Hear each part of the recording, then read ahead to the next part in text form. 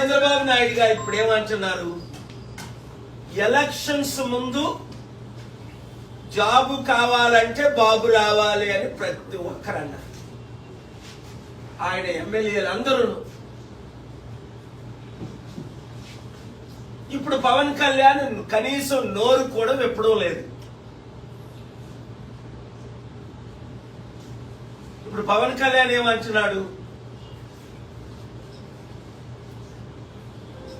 కుంభమేళ లేదా దేశం అంతా సనాతన ధర్మంగా మార్చేస్తాను అని దేశం అంతా నార్త్ ఇండియా నుంచి సౌత్ ఇండియా వరకు తిరుగుతున్నాడు.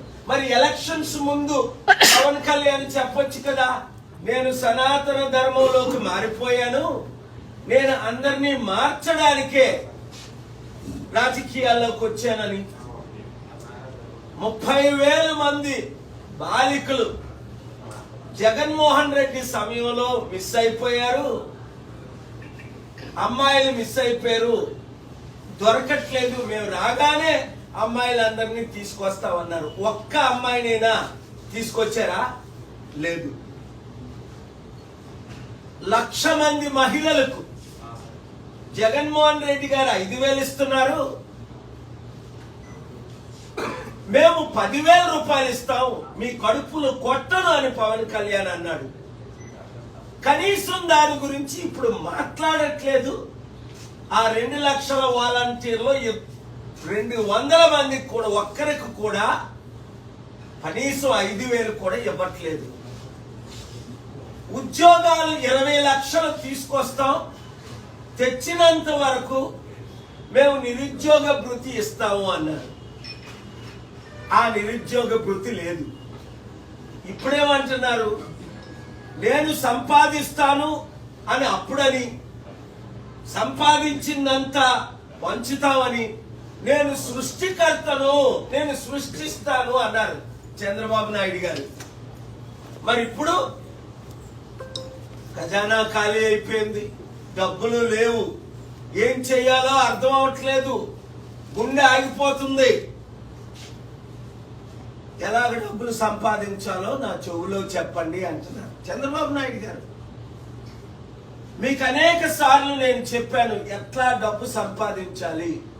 100 కంపెనీలు తీసుకొచ్చాను. మీకు చెవులో చెప్పమంటే మీ ఇంటికి వచ్చి చెవులో చెప్తాను. 1 సంవత్సరంలో ఆంధ్రప్రదేశ్ సమస్యలు ఎలాగ తీరాలి, లేదా మీరు కేబినెట్ మీటింగ్ పెట్టి మీ లీడర్స్ అందరినీ పిలవండి. నేను మీకు శత్రువుని కాదు. నేను ఇచ్చిన సలహాలు 1 సంవత్సరం పాటించండి.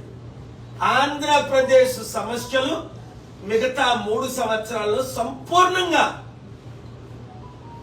సాల్వ్ అయిపోతాయి.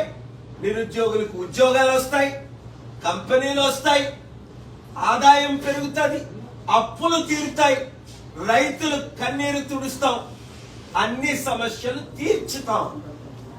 Clear points. అతి దరిద్ర బీద దేశమైన, యుద్ధాల దేశమైన లైబీరియా మీకు తెలుసు. చంద్రబాబు నాయుడు 30 రోజులున్నా మొదట యుద్ధం ఆపారు. తర్వాత 2 సంవత్సరాల్లో $2,000 బిలియన్ ఇన్వెస్ట్ చేసి ప్రతి గ్రామంలో స్కూల్ పెట్టాం, ప్రతి గ్రామానికి లైటింగ్ ఇచ్చాం, ప్రతి గ్రామ మండలానికి హాస్పిటల్ కట్టాం, ఉచిత విద్య, వైద్యం, నిరుద్యోగులకు ఉద్యోగాలు, మహిళలు ప్రెసిడెంట్ చేశాం. There are problems, there are solutions. ఇప్పుడు పవన్ కళ్యాణ్కి ప్రాబ్లమ్స్ ఒకటే తెలుసు, సొల్యూషన్ తెలీదు. అందుకే మొన్న మోదీ గారు ఆయనకి చెవులో కాదు అందరూ వింటుండగానే చెప్పారు, నువ్వు ఋషిలాగే బాగున్నావు, నువ్వు హిమాలయాలు వెళ్ళిపో, నీకు రాజకీయం రాదు. దానికి ఆయన నవ్వుతున్నాడు, అర్థం చేసుకోలేకపోయాడు పవన్ కళ్యాణ్. ఎందుకంటే ఆయన మాటలు, ఆయన చేష్టలు ప్రజలందరికీ అర్థమైపోయింది. Pawan Kalyan is not fit for politics. కనుక కూటమి ప్రభుత్వం ఫెయిల్ అయినందుకు జగన్మోహన్ రెడ్డి గారు ప్రశ్నించాలి. అపోజిషన్ అనేది ప్రశ్నించాలి. మాకు ప్రతిపక్ష హోదా ఇస్తేనే, చూడండి గత పార్లమెంట్ లో 2014 నుంచి 19 వరకు కాంగ్రెస్ పార్టీకి ప్రతిపక్ష హోదా లేదు. ఎందుకంటే 543లో 54 సీట్లు రాలేదు కనుక 10%. మరి కాంగ్రెస్ ఎంపీలు పార్లమెంట్ ను బాయ్కట్ చేశారా? లేదే రాహుల్ గాంధీ ఎంపీలందరూ వెళ్ళి ప్రశ్నించారా లేదా? ఆ తరువాత ఇప్పుడు 2019లో 150 సీట్లు వచ్చాయి కాంగ్రెస్ కి. ఇప్పుడు 2 రాష్ట్రాల్లో ఇప్పుడున్న పొలిటికల్ పార్టీలన్నీ ఫెయిల్ అయిపోయాయి. గమనించండి, ప్రతి ఒక్కరు గమనించండి. లక్షల కోట్లు అప్పు, ఘోరమైన అవినీతి, లా అండ్ ఆర్డర్ ఫెయిల్ అయిపోయింది, నిరుద్యోగ సమస్య ఎక్కువైపోయింది, కంపెనీలన్నీ దివాలా తీసేస్తున్నాయి, రాష్ట్రం సర్వనాశనం అయిపోయింది.